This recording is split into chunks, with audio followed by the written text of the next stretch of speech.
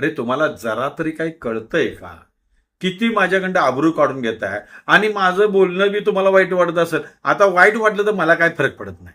का पडत नाही? तुम्ही नालायक आहे तर मी का नालायक बोलू नये? तुम्ही जनतेचा कधी विचार करत नाही, तो तुमचा नालायक म्हणून मी विचार का करावा?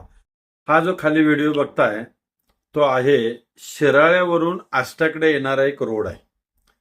आणि या रोडवर आयतोडे म्हणून एक गाव आहे. त्या आयतोडे गावामध्ये खरकळकर मळा जो आहे, त्या गावामध्ये हा राक्षस ओढा म्हणलं जातंय किंवा गाव ओढा म्हणलेलं जातं. दोन्ही ओढ्यावर काय केले बघा, कॉन्ट्रॅक्टर, बुद्धिमान कॉन्ट्रॅक्टर, त्यांचा रोड जे आणतात ना त्याला 4 इंच अशी काठाळी केली आहे.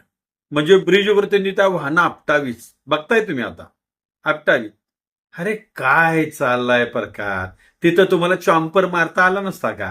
अरे गौंड्याच्या हाताखाली एक दिवस कामाला जावा, तुम्हाला चॉम्पर मारायचं पण ते शिकवत.